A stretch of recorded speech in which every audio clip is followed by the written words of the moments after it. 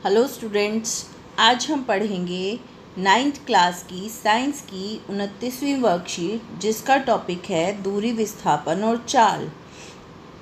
बच्चों, पिछली वर्कशीट में हमने गति के बारे में पढ़ा था और यहाँ पर हम इन 3 चीज़ों के बारे में पढ़ेंगे, पर उससे पहले हम जानेंगे मूल बिंदु आखिर है क्या। देखो, पिछली वर्कशीट में हमने सरल रेखीय गति के बारे में जाना, जो कि सबसे साधारण प्रकार की है, यानी कि कोई भी वस्तु जब सीधी रेखा में चलेगी तो उसे सरल रेखीय गति हमने कहा। ठीक है, अब उसमें किसी भी वस्तु की स्थिति को बताने के लिए एक हमें पॉइंट की आवश्यकता है, जिसको हमने मूल बिंदु कहा। अब इसको ऐसे समझते हैं कि मान लो आप अपने दोस्त के पास गए और दोस्त ने आपसे पूछा कि आप कहाँ से आए हो। ठीक है, तो आपने कहा कि मैं यहीं से आया हूँ। तो वहाँ पर कुछ भी स्पष्ट नहीं हुआ कि आपने कितनी दूरी तय की, आप कहाँ से आए। पर अगर आप बोल रहे हो कि मैं अपने घर से आया, ठीक है, तो जो घर है वो आपका मूल बिंदु हो गया। आपने अपने मूल बिंदु को स्थापित कर लिया कि मैं वहाँ से आया। इसी तरह से जब हम किसी वस्तु की स्थिति का पता लगाएंगे तो उसके लिए हमारे पास एक मूल बिंदु की आवश्यकता है।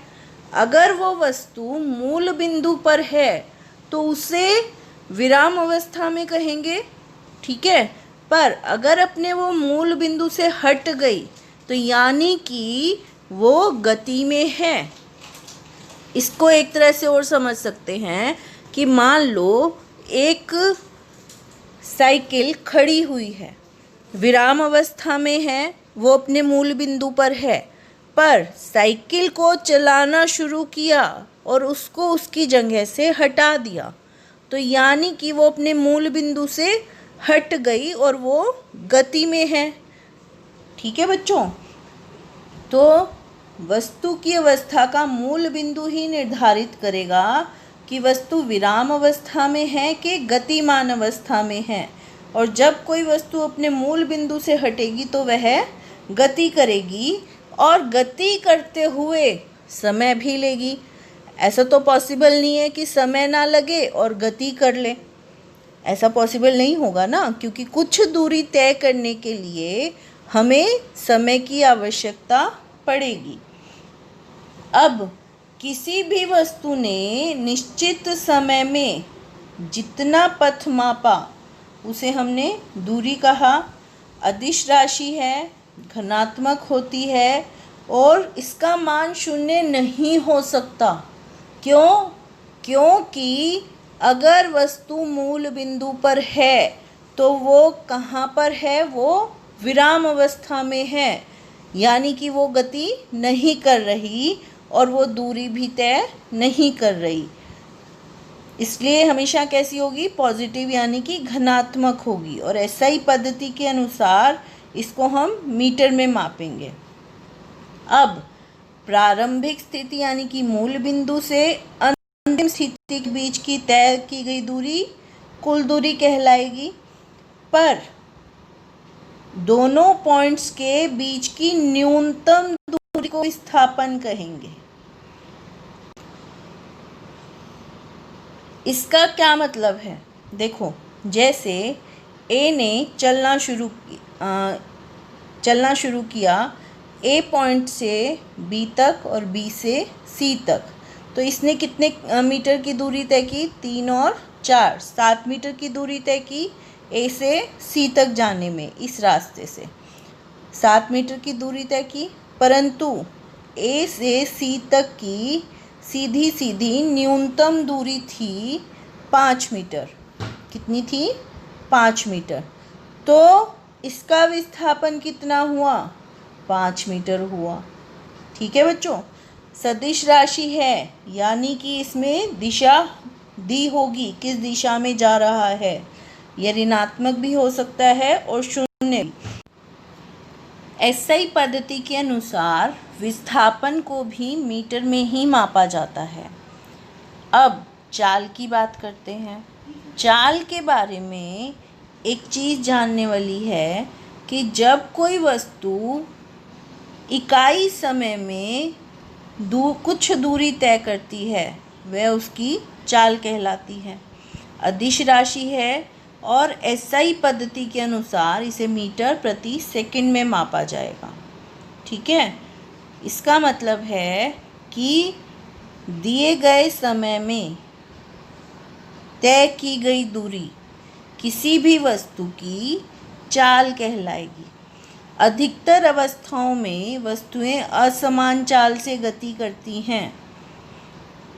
अब कोई एक ऐसी वस्तु सोच सकते हो जो समान चाल से चलती है हमेशा। औसत चाल की बात करेंगे क्योंकि वस्तुएं कैसे चल रही हैं, असमान चाल से चल रही हैं, तो यहाँ पर हम हमेशा औसत चाल की बात करते हैं जहाँ पर तय की गई कुल दूरी और दिया गया कुल समय, यानी कि v = s/t। किसी भी वस्तु की चाल की स्थिति दूरी समय ग्राफ से भी बताई जा सकती है और किसी वस्तु का दूरी समय ग्राफ उसकी चाल दर्शाता है। देखो यहाँ पर देख सकते हैं, ये समय बता रहा है और इस दिशा में हमें दूरी पता लग रही है। तो यहाँ इस ग्राफ से हमें पता लग रहा है कि यह वस्तु एक समान चाल से चल रही है। इसका मतलब है कि बराबर समय में बराबर दूरी तय कर रही है। यहाँ अगर देखेंगे इस ग्राफ के अंदर तो यहाँ पर वस्तु रुकी हुई है। क्यों? क्योंकि समय बढ़ रहा है पर दूरी नहीं बढ़ रही। और तीसरे ग्राफ में अगर हम देखें तो वस्तु असमान गति से जा रही है। कभी कितना समय लिया, कुछ दूरी तय की, कम समय लिया, ज़्यादा दूरी तय की। ठीक है, तो ये हो गई असमान दूरी।